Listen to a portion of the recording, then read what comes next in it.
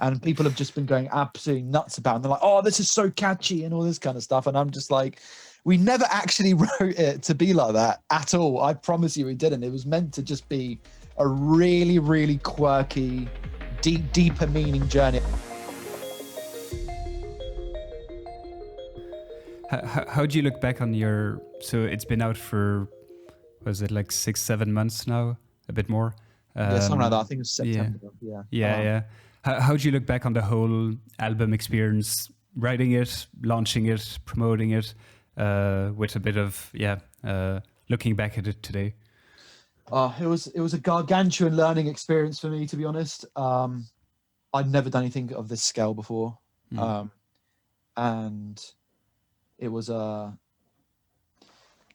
think the thing that I would have liked to have happened was to at least have a little bit more time to play some of the demos out to fans and stuff. You know, when you're making dance music, it's really hard to make dance music if you don't know whether this particular track or this particular thing is going to make people dance or not. You know, that's why you hear a lot of DJs will play, you know, demos and dubs and IDs and things, not just for the sake of doing it, but also just so they can see the crowd reaction or see if people are moving, see how it sounds on a big PA system. Not having any of that made making this dance album, as it were, a lot more challenging, because I just kind of had to guess what it would sound like in a club, you know, based on what I made before and things, which was a little bit of a drag.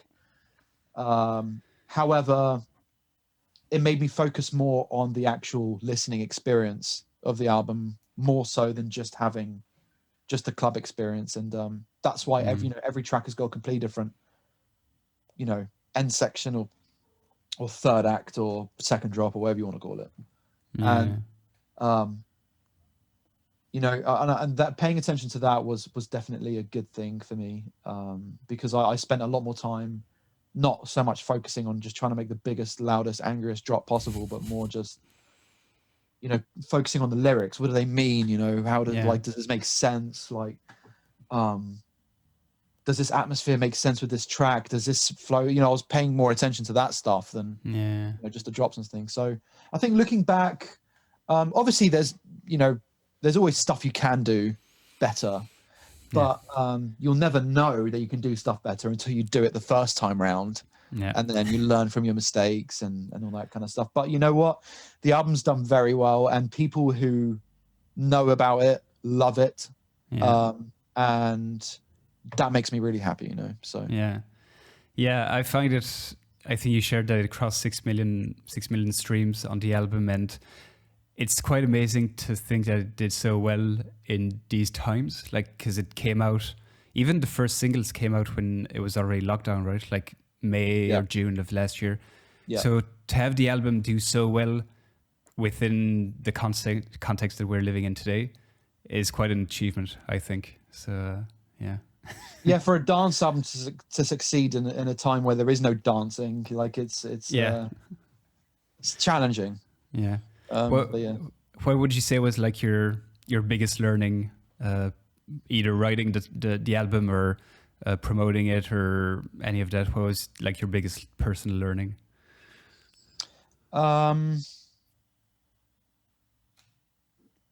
Just spending a bit more time, I think. Like try not to like rush everything, I guess, just because, you know, I mean, like, I know you've got people, you know, will set deadlines and things like that, but just working at your own pace, especially in a creative space. I mean, like, we're just talking purely creatively now.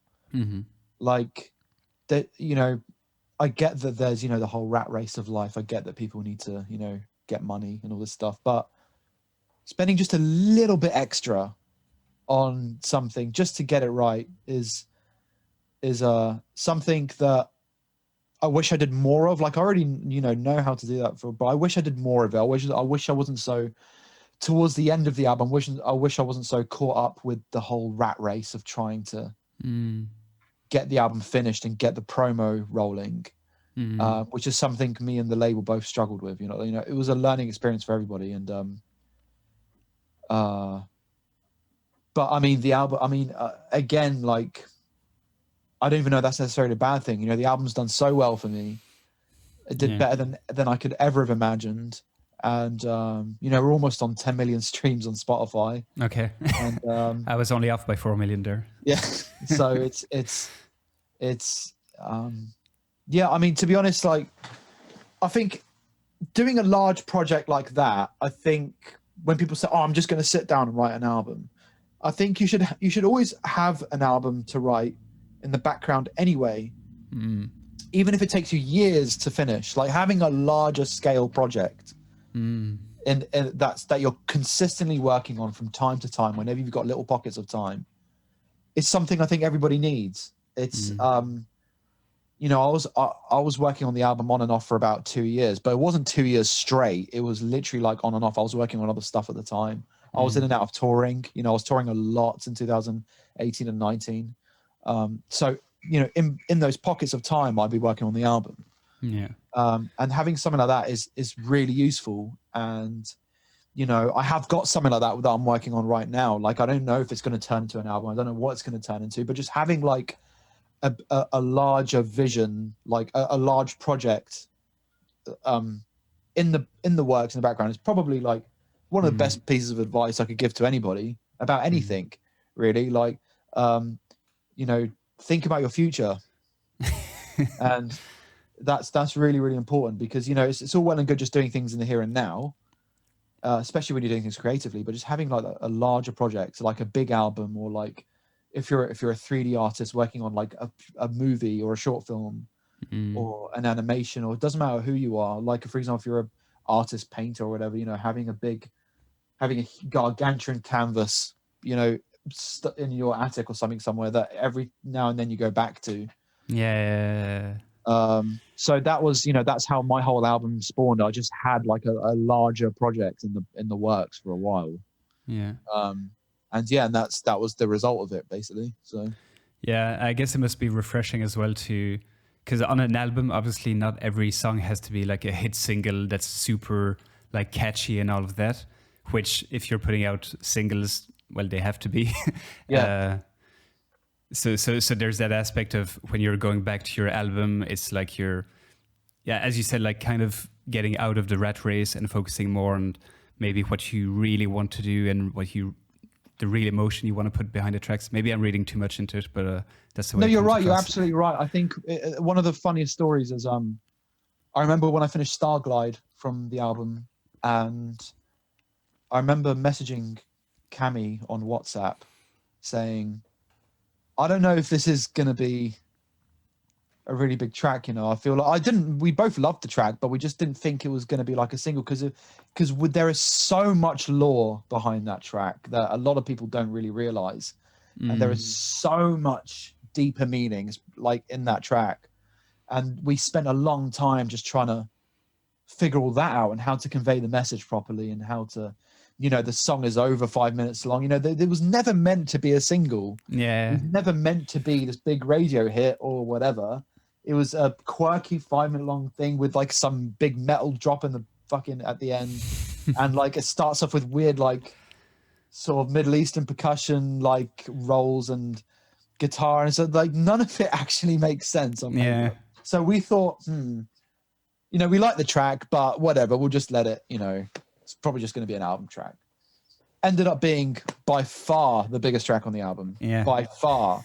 And people have just been going absolutely nuts about it. And they're like, oh, this is so catchy and all this kind of stuff. And I'm just like, we never actually wrote it to be like that at all. I promise you we didn't. It was meant to just be a really, really quirky, deeper meaning journey. In fact, I was actually hoping people would listen to that track and actually try and dissect the lyrics a little bit more, or try and piece together things. Even in the music video, there's a lot of Easter eggs in there that people don't realize. So I thought it was going to be one of those things, but it turned out to just be a big, I don't know, like it's interesting.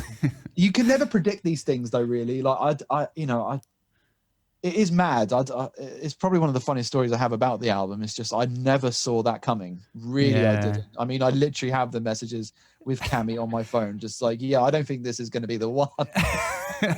You should have put a screenshot of that as a Yeah, well, not I need to dig through my messages and try and find that, you know. when it crosses like 10 million, or I don't know how many streams it has at the moment, like resurface the tweet, the message or whatever. That'd Yeah. be funny.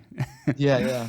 But yeah, no, it's a topic that comes up like so often on this show. Is like there's no point trying to figure out what's gonna pop and what's gonna go under the radar, because No it's point at all, because you'll probably be wrong.